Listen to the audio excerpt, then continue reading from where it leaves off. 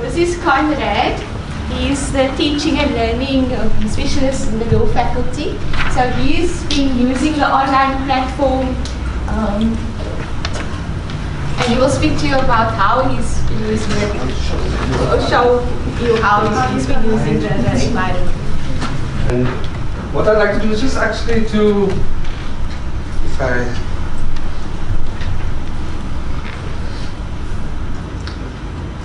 I was going to show you what we've actually done in the law faculty with regard to the using eComba itself as a tool. And just to give you some background, I didn't prepare a presentation because that is to show you the process that we went through instead of the academic presentation itself. So if you allow me an opportunity just to log in. For this, so what we've done is we've got a compulsory due to in 2016-17 there was a 2015-2016 a CHE review of the LLB degree, which required the whole curriculum to be amended, and part of it was originated from 2010 when the Law Deans Association decided that, or complained that the quality of the attorneys entering the profession was alarming with regard to their writing skills and the ability to do research. And the review also found that all of the 17 law faculties in the country must implement a compulsory research module. Now, that is quite a bit of work to be done. With regard to the research module, we have approximately 400 students in final year, and the problem that we have with our final year students is that not everybody's really final year. They claim to be final year and they still end up dragging a module, or they're only coming back for one particular module. So we don't really have an exact number of students in the final year. But in order to qualify, or to be reaccredited, we promise that we'll implement the research paper. And we started that in 2018. So that was last year. And last year was the process where we decided, okay, let's see how we're going to implement this research paper. So we had a paper process where we actually, if I may, I just want to, each lecturer had to provide 5 topics, research paper topics, and we'd allocate a maximum of 10 students per lecturer as a supervisor. So they would send us so for example, they would send me their topics, their list of topics, and we have about 40 plus lecturers sending me 5 topics each. And then the students would have to select a topic. So last year we had the process of pasting up the topics on the doors, and students had to then come on a particular day, which would be the Monday, because the Sunday evening I would come and paste up each single page on each door of the lecturers, so that Monday morning from 8 o'clock you can go and select a topic. And we realized this is not going to work. After that I consulted with Noreen and asked, how can we make this paperless and easier? So this was the thing. So this is quite you'll see at the bottom, that's a screen view. How many screens are there? So this is about 6 pages, and you can have so for each lecturer there was a page and space for students to put their names. So there could be 2 students with 1 topic and those type of things. So this was the list for this year, for next year, for 2020. And we've already started the process. Oh, please, there's a number missing in front of that. Okay, so these are the topics. So what we done then was, I then went to Lorena and asked, how can we do this thing on Canva so that students can select the topics? And then we decided to use, we created a site on Canva for the research paper, a project site. And we had one for last year, for 2019. And the problem here was, it was only used as a resource base. And students would get announcements on here, and that was about it. And then we also started inventing the groups. When we had workshops for them, they could join a group. And I thought, okay, this is probably the best thing for when they have to select their topics. So we went to the site info, we created groups for what they can join, and these were for workshops that were held during the year.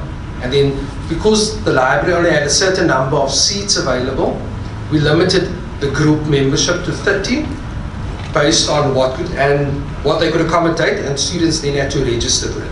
We thought this would be the ideal thing for topic selection as well. So we worked on this premise for the 2020 selection, and we went, and I had to go and take each topic and create a group for each topic, and say for each topic there's only 2 places available, and students could then join, or the students were only added on the day that they could select topics, from when they could start selecting topics. Unfortunately, this is, and I'm speaking about my experience of Canva and things that we'd like to improve, and these are one of the things that we want to do, so that the groups don't become available before we determine when it must become available. So that's the one thing. The other problem that we had with this was that students were supposed to select one topic, and when they had to click on groups they can join, now I've disabled all the groups now already. They would go and they identify, they first have a list of all the topics, so they'd have before the time they can see, okay, I'm interested in this topic, I'll go to this one and click on join. But what they ended up doing was, they ended up joining 5, 6 groups, and that was a problem. And I didn't know what was their first preference, or what was their first choice. So, thank you.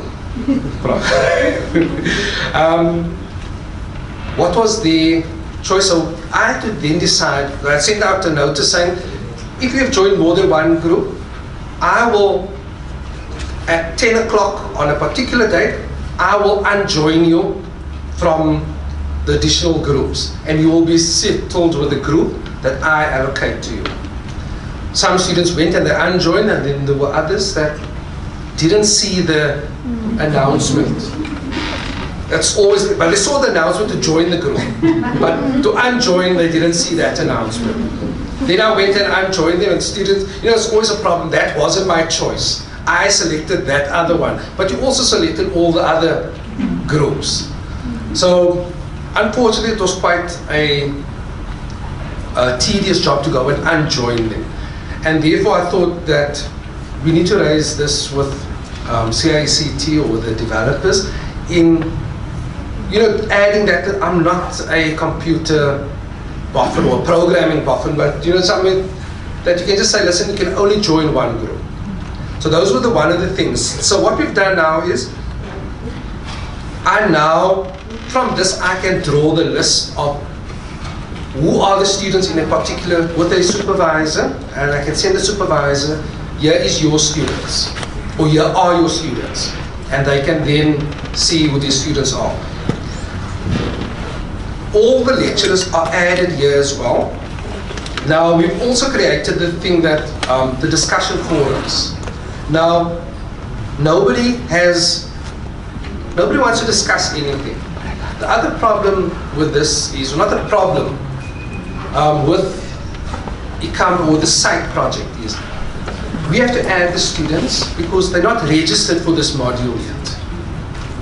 And this is nobody else's or nobody's fault. Once a student is registered, then the module only becomes available. But we can't wait until 2020 for them to register and then start this process. It's a semester module, so we can't expect students to write up a research paper of between 5,000 and 6,000 words that must be legally sound within 4 months. Because if you really calculate the time is 4 months that they actually have to complete this research paper, where they have to consult with the supervisors, attend workshops, and all of these things. So that's why we start the year, the previous year, to start the research paper. Now, we also found that this is, besides the announcements, the resources are there for them. We've also included the podcasts for students, where we have supervisors sending through, this is what we want you to be doing in the research paper. So it's not an individual, you only allocated one supervisor and you don't know what the other one is doing. Everybody is sharing with everybody on this particular project site. The other problem that we have here is that, I'm sorry I'm going to say this, but most of the lecturers are lazy to go and explore this site. If it's not their module, it's already a burden to do the research paper, to supervise students, and as you know, most of us are more concerned about our outputs, our postgraduate students, and our own research. And our undergrad students are not really that important to an output. So it's burdensome to have these additional 10 students I'm a supervise, and as we know, students aren't always willing to want to work on these, and there are students that do exceptional research papers. So I still need to get the buy-in of all our supervisors or our lecturers to use eColloquium, because I've encouraged them to create their own group in the site to send out announcements only to their students. So that is all currently one of the things. So what we want to improve is the ability to let students only join one group, and then also when we can add a time slot or a time delimiter or something on the site as well. So I'm not sure where the programmers are here and how we go about it. But this is just generally an overview of what we've done in our experience with, and we thought this was our first year with using eColloquium in this way, and we thought, okay, next year we'd like to improve on it, because I think there's a big improvement from what we done last year compared to what we done this year. Thank you very much. This is a very brief overview. Thank you. Thank you, Conrad, for sharing what you've been trying to implement or doing already to assist the lecturers with this module. So I have some good news for you, that there is a tool where you can actually put the time in, where students have a time period to sign up. So it's a sign-up tool. Okay. Essentially, but we will take it up with the developers around the students to join off the only one slot. Thank you very much.